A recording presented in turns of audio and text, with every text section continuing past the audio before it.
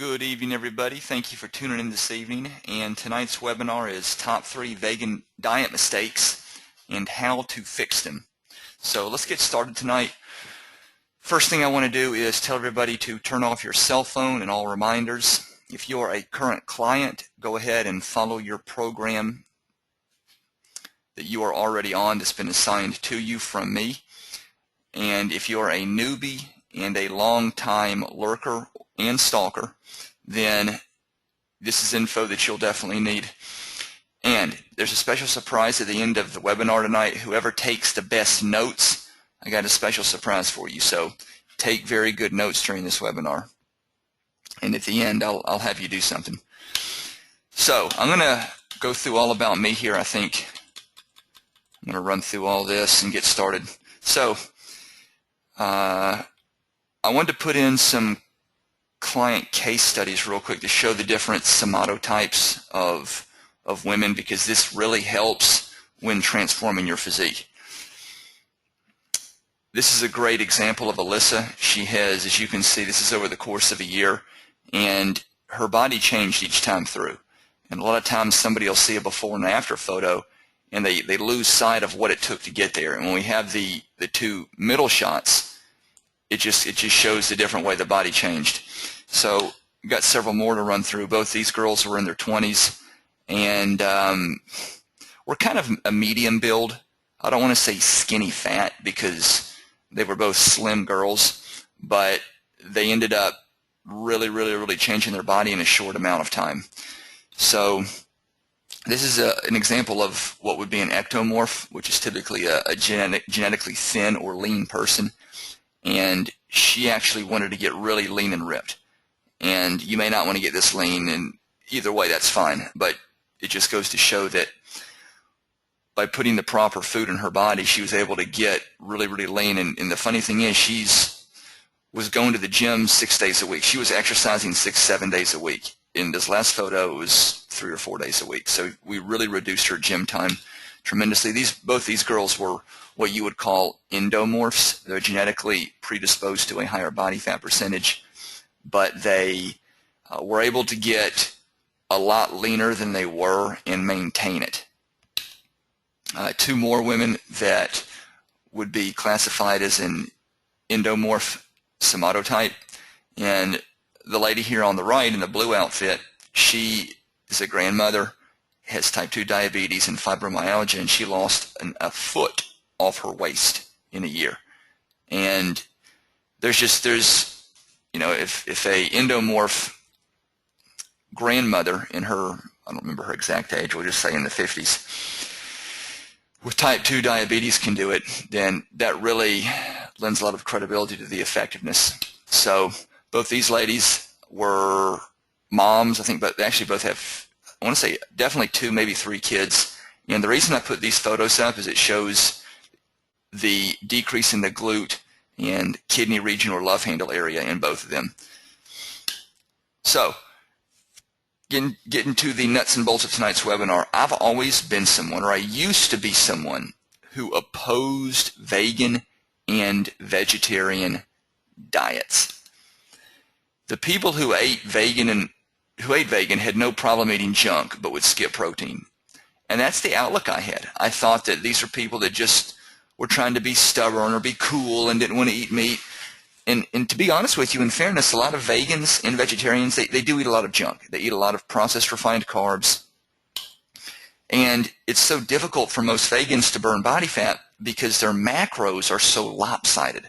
So they end up eating very high carbs and low protein.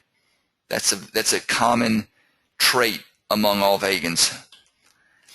And the carbs they do eat are usually processed,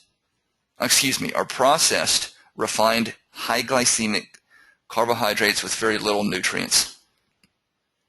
And that's when I coined the phrase, trying to burn body fat on a vegan diet is like taking a knife to a gunfight. In other words, it's a mismatch. Then I finally realized something. I was never going to talk someone out of being vegan, because people follow a vegan diet almost always for either religious or ethical reasons. Now, you do have some people, and they're usually young folks, like high school girls or young guys or whatever, and sometimes they will attempt to follow a vegan diet because they think it's cool and they think it's hip and they think it's trendy. And they never last, because if you don't know how to eat correctly on it, you'll get very malnourished, or you'll just get obese, or both. So instead of trying to convert them, I decided to develop the best solution within the guidelines of a vegan nutritional program. So real quick, do you see so far tonight the enormous obstacles of a vegan diet just in the few slides I've mentioned? Well, let's get straight to it. So the vegan diet problem number one, they all have too many carbohydrates.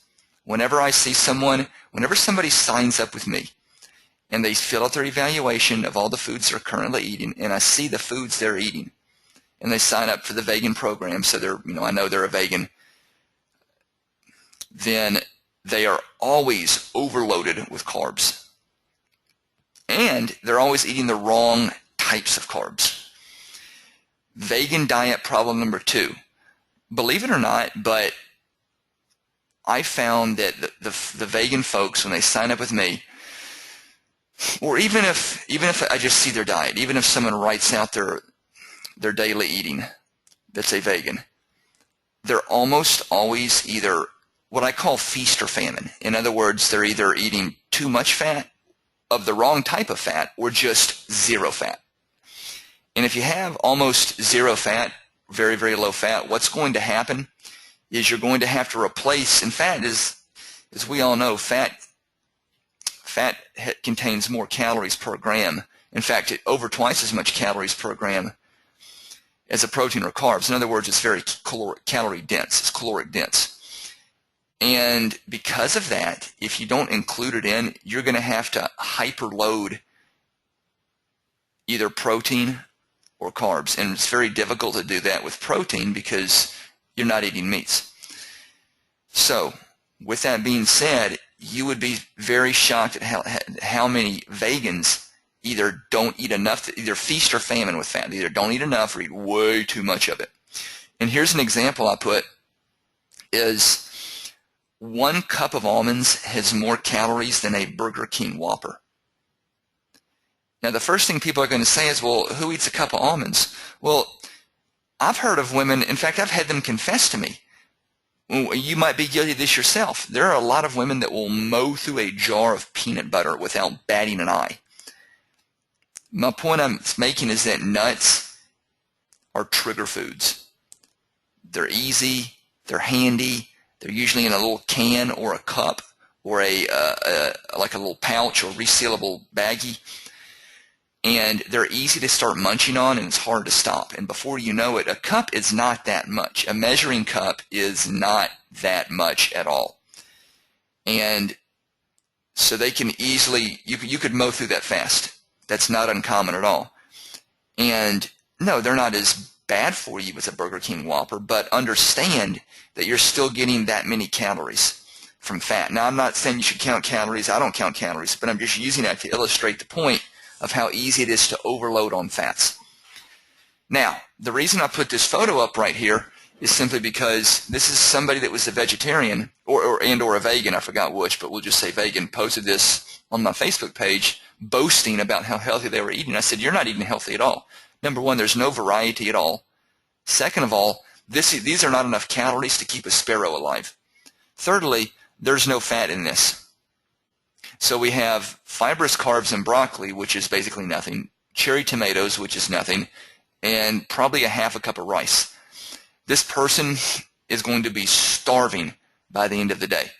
And then what's going to happen is they're going to eat like 3 big bowls of pasta and cream sauce. And they're going to wonder why their vegan diet doesn't work. Vegan diet problem number 3, not enough protein. And as we all know, your meats and your eggs, those are your richest sources of protein. Well, if you're eating a vegan nutrition program, those are not going to be available. Now that we've covered those, let's get into the solutions. Solution number 1, your carb selection is absolutely vital. Now, let me pause for a minute. Let me get through this and I'll make my point. Let me get through this label here. Here's what you want. You want to have carbohydrates that, and I put trace, because all foods are going to have a trace amount of protein. I mean, even a baked potato is going to have like 1 or 2 grams of protein. I mean, it's going to have trace amounts. That's not what I'm talking about. You want a carb source that has a moderate amount of protein. For example, and I looked at about 4 or 5 different labels of black beans, canned black beans. So some of these numbers are going to be off a little bit. I found one that was 21 grams to 7 grams ratio. Don't overthink this. My point is that if you get a can of black beans, that is an excellent carbohydrate source to use that has, bingo, remember this, moderate protein. You're getting, literally, it's a 1 to 3 ratio from protein to carbs. So if you get your carbs from black beans, you're going to get some extra protein along for the ride. Does that make sense? You're not going to be able to get quite as much as a non-vegan. Understand that. That's okay.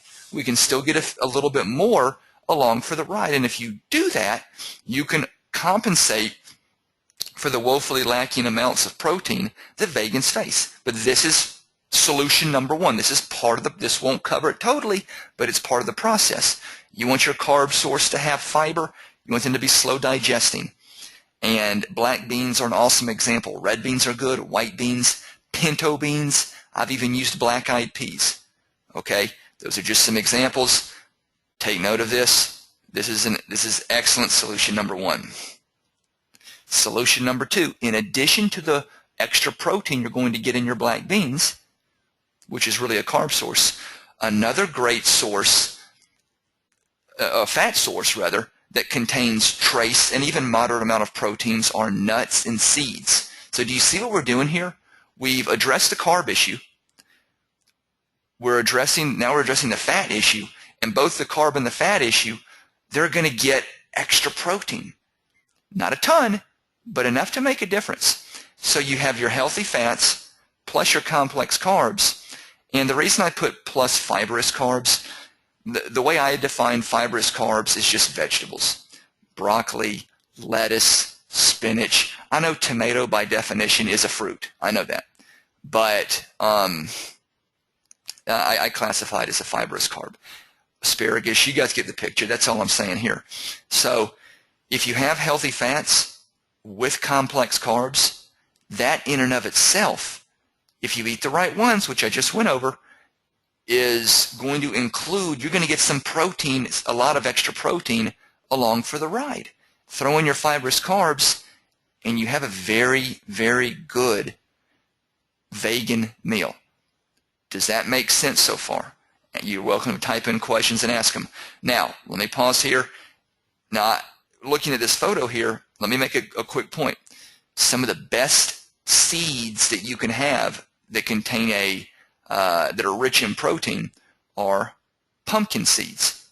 If you include pumpkin seeds and you have a few almonds and you have a few walnuts, those will help tremendously.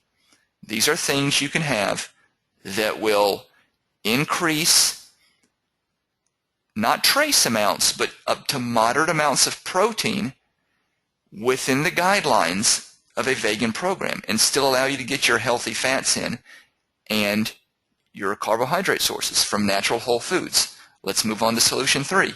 Now, this is where dairy can be your friend. All right? Legumes, beans, seeds, grains, quinoa. Okay, quinoa, oats are okay, but quinoa is a little bit better.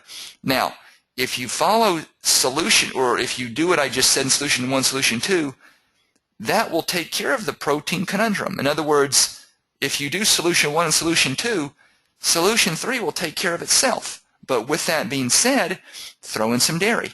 Normally, I'm not a fan of dairy because dairy does contain lactose, which is a sugar, and it's just, there's better things for it. There's better things than dairy for you. However, I do make an exception.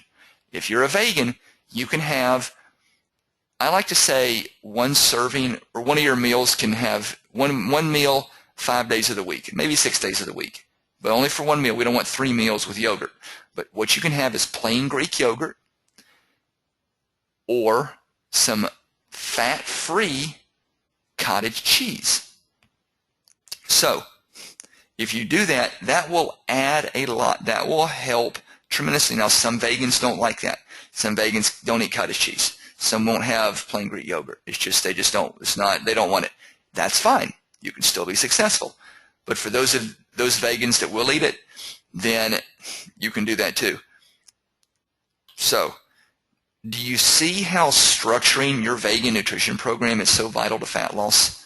Do you see how just making those adjustments can literally revamp by removing the pastas and the breads and replacing it with quinoa and black beans and red beans and white beans and whatever else, and squash? Do you see how doing that you can tremendously change your vegan nutritional program? Now I'm ready to dive into this solution I found to activate your vegan diet into a fat blasting furnace.